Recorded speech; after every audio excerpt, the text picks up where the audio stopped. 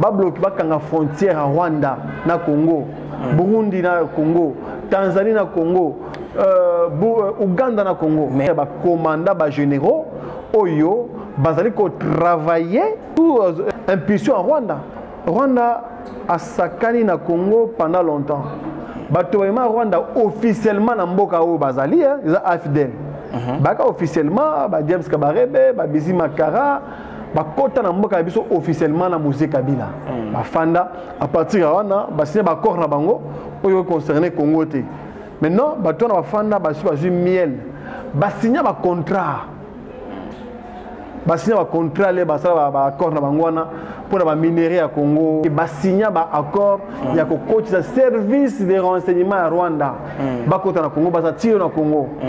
Mais tout le monde qui est battu bazan quand il y a sacré bazan ba ministre mais bazan s'opposer dans le gouvernement.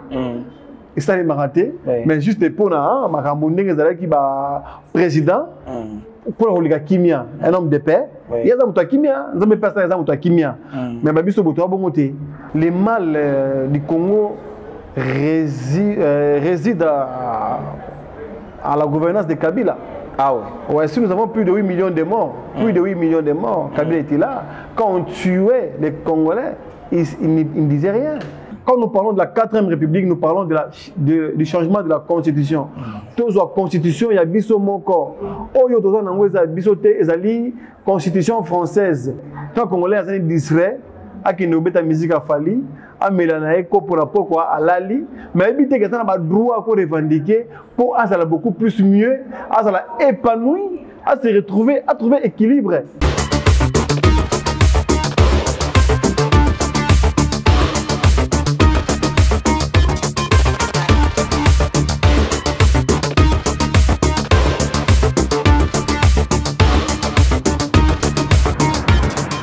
Vous êtes près de 5000 abonnés sur notre chaîne YouTube, mesdames et messieurs. Bienvenue dans ce nouveau numéro de votre émission Global Politique. Aujourd'hui, nous sommes avec Papi Tchamala, président de Congo Fort. Avec lui, nous allons parler de plusieurs sujets qui dominent l'actualité politique en République démocratique du Congo. Comme vous le savez, notre émission est une émission bilingue, donc ne tenez pas rigueur, vous qui ne comprenez pas bien le français ou encore le lingala. Avec Papi Tchamala, comme je l'ai dit, avec Papi Tchamala, nous allons parler de plusieurs sujets qui dominent l'actualité politique en République démocratique du Congo, mais principalement la situation sécuritaire dans l'Est.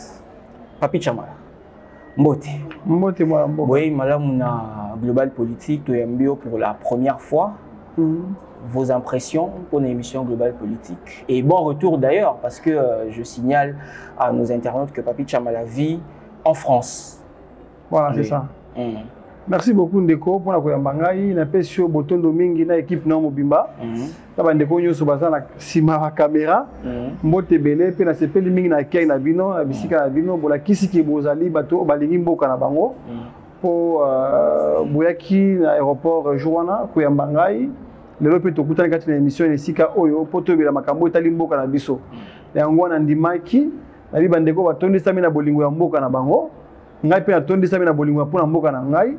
Donc biso mi baleso to sololi malamu e osala malamu pour ba ndeko nyoso balandaka biso balandaka bino pe balanda pe ngai ba comprendre pe tina nini na ye kati na mboka na ngai lelo na zongi kati na mboka na ngai lelo. D'accord, vous aurez des détails tout au long de cette émission. Comme je l'ai dit, aux président, il y a Congo Fort. Alors, est-ce que vous pouvez expliquer biso Congo Fort ezani? Congo Fort ezali mouvement politique. Et ça, les gens qui ont été en train Papi Tchamala, sur Facebook, on a commis Papicho. Oui, c'est ça. Ça, les gens qui ont été en train de combattre, il y a eu de peste, il y a Tongo, il y a Kala. Tout ça qui est en train de se faire, il y a Mikili, Mikili Peto Kendaki, tu continues le mouvement de peste. Continue à de peste, après il y a un phénomène de combattant, tu vas combattant, tu vas au bout de Makassi.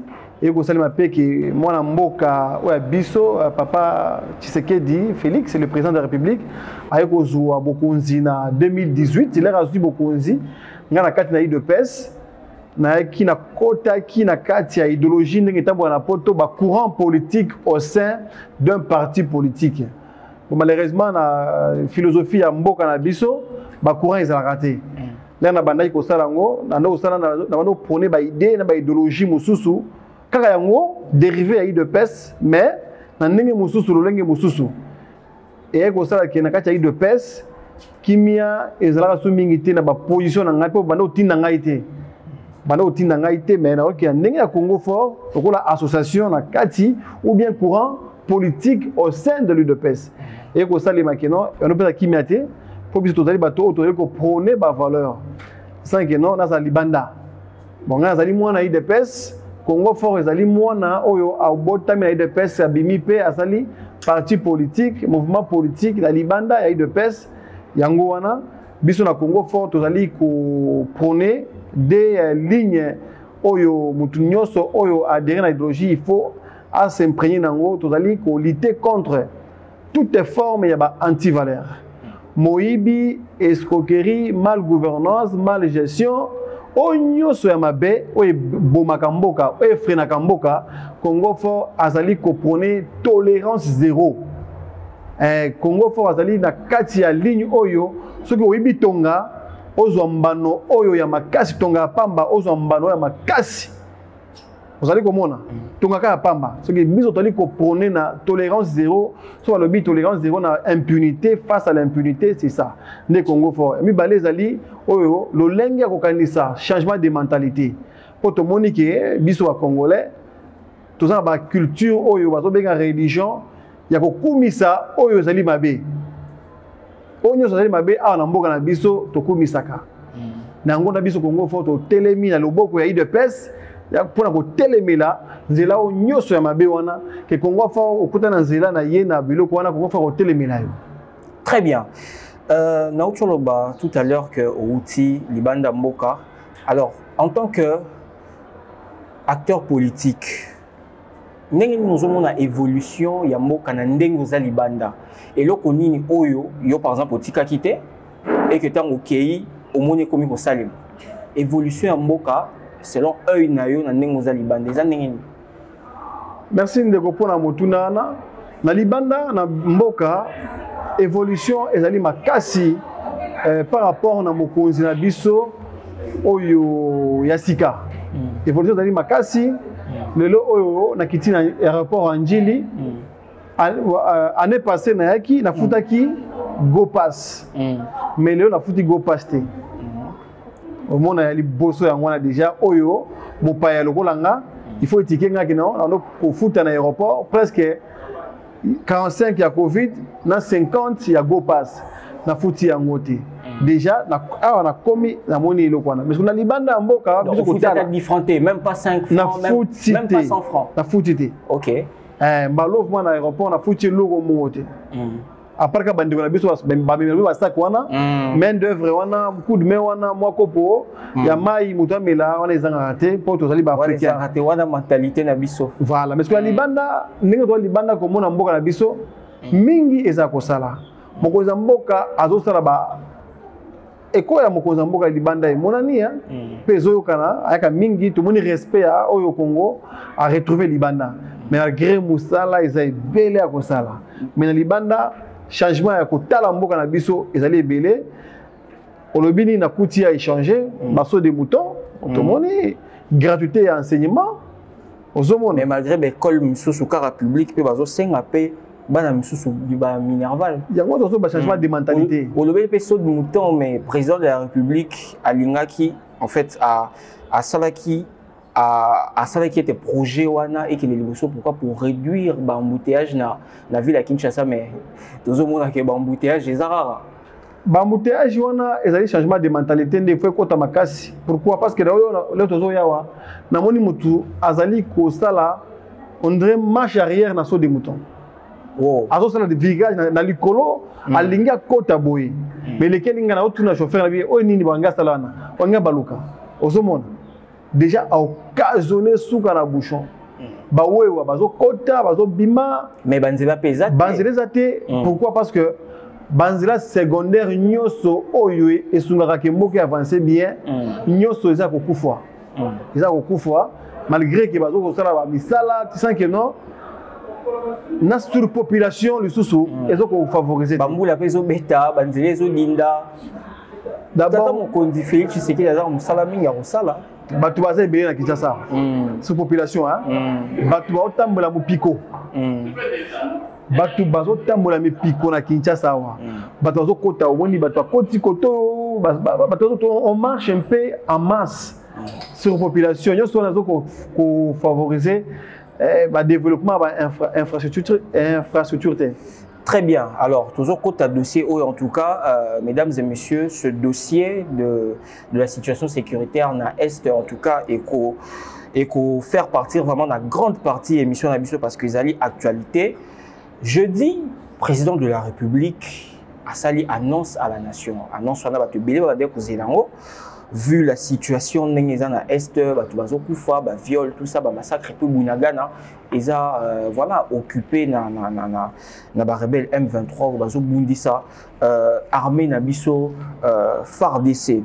Alors, j'aimerais éclaircir aux gens qui nous suivent. Il y a 5 points à retenir sur cette adresse du chef de l'État à la nation jeudi dernier. Le premier point, l'appel à la solidarité envers nos frères et sœurs de l'Est, et non à la guerre, mais plutôt privilégier la diplomatie. Le troisième point, c'est de rester vigilant face à l'ennemi et d'éviter la xénophobie. Le quatrième point, mettre tous nos divergences de côté. Et le cinquième point, c'est le soutien total au FARDC. Mais point moko parmi les points on atteint ils ont un point moko oyo population va s'épeler dans côté ils ont non à la guerre et qu'au privilégié diplomatie pendant que bato bazo kufa pendant que terre est occupée mais chef de l'État alingi ko ça la guerre té alingi qu'au privilégié diplomatie point de vue sur décision de la chef de l'État est-ce que ça décision mon madame président de la République Azali papa Azali pe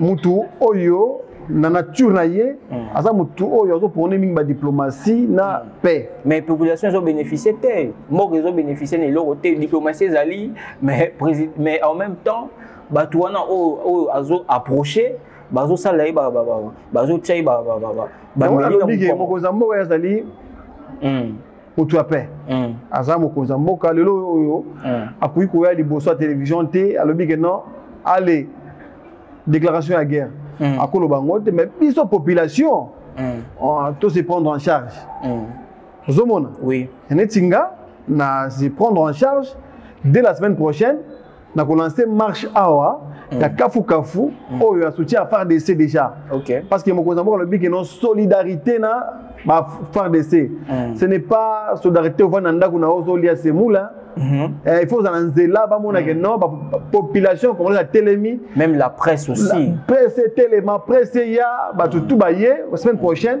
to ko bongisa ngo za délimiter jusqu'à paix du peuple et si ka bato yo bazwaka mbongo ya ba congolais baliaka basaka elokote ozomona bango balaka bango l'art ya Congo mais basaka elokote donc biso peuple to kende ko non vous avez le droit ya que beau dégager ba infiltrer nous sur la Congo libanda déjà l'ensemble déjà ba infiltrer bazali na ba institution partout na Congo oyo c'est 27 ans oyo ba fandi na pouvoir awa ba kotisa ba étranger ba ndeko na biso ba ya est ba pays de l'est aussi Rwanda Ouganda Tanzanie tout ça Burundi baza na Congo awa ba occuper ba poste minene des infiltrations totales dans le Congo, à tous les niveaux. Décision au exclure Vincent Karega, ancien ambassadeur, il y a Rwanda dans la RDC. Aujourd'hui, la décision, est-ce que c'est une décision sage? Est-ce que c'est un moment il y a Rosala? C'est une très bonne décision parce que depuis longtemps, il devait être expulsé. Depuis longtemps, il devait être expulsé. Rwanda a sakani na Congo pendant longtemps. Batoema Rwanda officiellement na mboka o bazali ils AFDL. Baka officiellement ba James Kabarebe, ba Bizi Makara, ba kota na mboka biso officiellement na Mose Kabila. Ba fanda à partir de wana ba signé ba corps na bango oyo concerné Congo te. Maintenant bato na ba fanda ba su miel. Ba signé ba contrat. basigna ba contrat le basala ba accord na bangwana pour na ba minerai ya Congo, pour na ba biloko ba société bénin à Congo awa bazua ba contrat ba signa. Mais nous aussi aujourd'hui nous avons subi cela pendant des années. Mais lorsque les Congolais na mona mboka Félix Tshisekedi a décrété état de siège, ne place ma baby milibanda, ne place tout le monde a ce qu'on a, tout le monde qui est non à katia armée, et zali na ba commandant ba généraux, oyo, bazali ko travailler sous impulsion en Rwanda. Tout le monde ba généraux ba bazo kangama, et belé bazo remplacer bango. Et ça ba décision au mokonza très sage, il y a ko bouger na armée. À côté de la police, service de renseignement, dans la société publique, l'entreprise Union sur le Congo, et si Kambon les a rebellés, Batouana Bazali ko soutenir Batuna Bango. Nango to lobi bonde golimbi sangai. Oui. Beaucoup savons que cette décision malama Bengani, ambassadeur ya Rwanda, a qui ne peut les sous kanga frontière. Ba bloquer ba kanga frontière à Rwanda na Congo, Burundi na Congo, Tanzanie na Congo. Ouganda na Congo. Mais la proposition déjà tout bapé sans mettre l'élo. Papa, il faut qu'on insiste. Il faut qu'on insiste bon les mbaté. Mais président ligne diplomatie, est-ce que vraiment décision on a vraiment vous assure que et que vous allez adopter? Article 5 de la Constitution le big peuple souverain. Peuple ndé azora destin na maboko. Beaucoup mzamboka azali wana aosala la diplomatie selon ba dossier azana na maboko. Ou azali komona mais so peuple a telemi que non semaine prochaine na moni que ba jeune belé ba étudiant bana ista na bengi sibino bana ngaza mona ista. Ngamona mushetu. To bengi bana ista, bana IEC, bana campus, bana IPEN. L'avenir nous appartient nous cette jeunesse. Nous ne pouvons plus subir, tout continuer à subir. Non, bon et belé, bon tiens beaucoup. Tout ça la marche ou on a qu'à soutien nos frères de ces tout dans mon encore. Beaucoup d'enfants à poids les besoins le big non solidarité. C'est la solidarité qui va élever la nation. Ba division T. Beaucoup d'enfants à le big bien à le big dans des magamonde quoi. Richard tu vas big non. Beaucoup d'enfants à le big non. Tout tient ba divergence de côté. Tout sangana pour tout ça là. Tout ça bitumba na banane. Ba sengi dialogue T. Pour confondre, tu as dialogue, tu non, tu fan là, dialogue, non, non, non. Balobi kaka, mutuna, attends, quoi na yé, azali opposant na ndenge na yé, mais là, c'est question de la patrie où on va unir juste nos forces, côté, la divergence là-bas, que non, oh yo, alors va qui boye, non, pas de polémique. Venez la semaine prochaine, il y aura une très grande marche où nous allons organiser ici à Kinshasa. Bon et belé tout ça pour Mokozamboka parce qu'il y a des chefs des armées, chefs des institutions. Oh yo biso Congo fort, hein papi chamala, toi simanaye pour toi même Mamboka na biso na liberté, na souveraineté na yé totale. Très bien, monsieur Papi Chamala. Tu continues car tu koba sur dossier O et Est. Ils ont la source, moi révélé que le président de la République Félix Antoine Tshisekedi Tshilombo Azo Benga Joseph Kabila à plusieurs reprises, mais Azo Yamba téléphone n'a été. Mais bon, cette information-là a été démentie quelques heures plus tard par Tina Salama Oyazali, porte-parole adjointe et président de la République. Mais est-ce que, pourquoi pas président de la République, Félix Antoine Tshisekedi Tshilombo, à Kokiko, contacter prédécesseur Naé Joseph Kabila pour la situation sécuritaire parce que Joseph Kabila a vécu vraiment pendant 18 ans. Pourquoi pas Ekoye Kosalem? Bon, la position ici est très ambiguë. Pourquoi? Parce que les mal du Congo résident à la gouvernance de Kabila. Ah ouais. Ouais, si nous avons plus de 8 millions de morts, Kabila était là. Quand on tuait les Congolais, il ne disait rien. Il se taisait complètement. Il y avait beaucoup de massacres à l'est du Congo. Non, mais il y avait aussi des dénonciations. Abandé pour dénoncer. Kabila a ouvertement que la relation na biso na Rwanda, ils ont madame. Non, en fait, ça c'était de l'ambiguïté. C'est un langage politique. Ok. Pourquoi le lot M23 s'est ressuscité? Pourquoi ils allaient armés par Rwanda? C'est parce qu'il va décréter état de siège. Par rapport à cela, état de siège, gouverneur militaire, il y a un vrai Congolais, qui va retrouver les belés caché, Oyo, et Zalaka caché, et autorisé dans le Congo. Sur l'andi makambo oyo docteur Kalele Alobaka, docteur Kalele. La vidéo est séquilaka.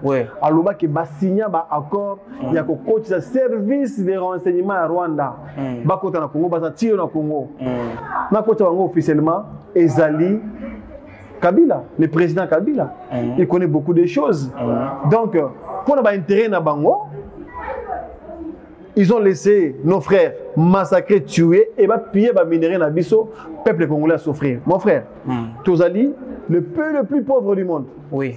Scandale géopolitique, Oyo, tout le monde a supporté en Tozali, le pays le plus pauvre du monde. Nous avons Congo, nous avons débat tout Bazali. C'est lamentable, très très lamentable. Société civile, Baouti Kolobaker, John Numbi, Baouti révélé que John Numbi a accompagné M23 dans Mounagan. Comment vous avez information les trahisons de la part de John Numbi, bien vengeance, parce que John Numbi, qui président de la République, a nommé. Est-ce que c'est une manière de se venger? Sotali liwa ba chebea ba fidèle bazana kombo ya John Numbi zakati ba massacre rebelle ça ma mboka oyo kombo John Numbi zali baza batu oyo il faut passer devant la justice. Quand on dit état de droit, au biso na de peste, au banda état de droit, puis na Congo faut état de droit, c'est la justice qui élève une nation. Bato tout nyo so baza ba récidiviste, ba meti récidiviste. Oyo basala ba meba na mboka oyo basengeli bakangama. Mais après ba bima lisusu. On en est au boyi. Congo fort année prochaine à postuler na ba députation, na ba loi pour Congo fort à pesa. On doit revenir sur les décisions rendues de la justice au Nyoso et confusion dans les Congolais.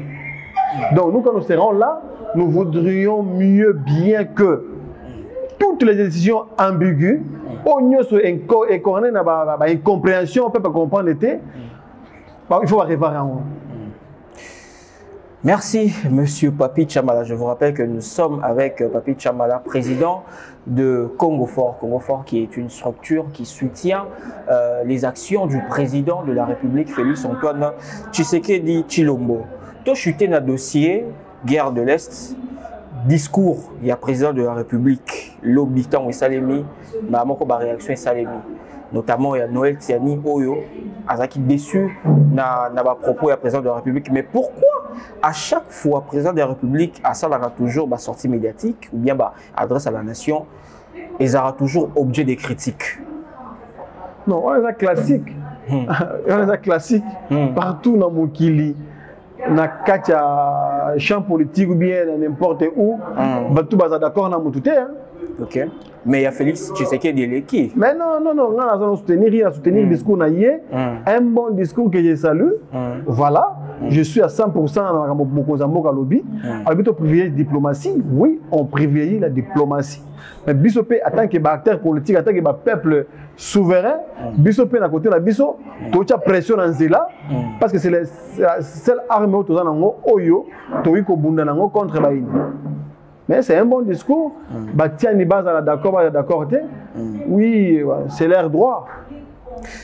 Tout le bel élection, parce que l'élection, en tout cas à partir de l'année prochaine, et vous allez vraiment sujet où il va dominer l'actualité politique car tu na année électorale. Vision d'Abino Congo Fort, est-ce que vous êtes prêt pour l'élection en 2023? Merci de Richard. Vous êtes prêt pour l'élection? Tous allez wana yango na yeli awa na mboka oyo pona kolakisa kolakisa bandeko pe komonisa elongi na nga na bandeko na nga ki année prochaine ngai na ko postuler la députation à na mboka oyo na ko député national. Quand on dit un député national, il est national, il n'est pas secteur, il n'est pas tribal, il n'est pas provincial, non, c'est national pour défendre les intérêts de la nation.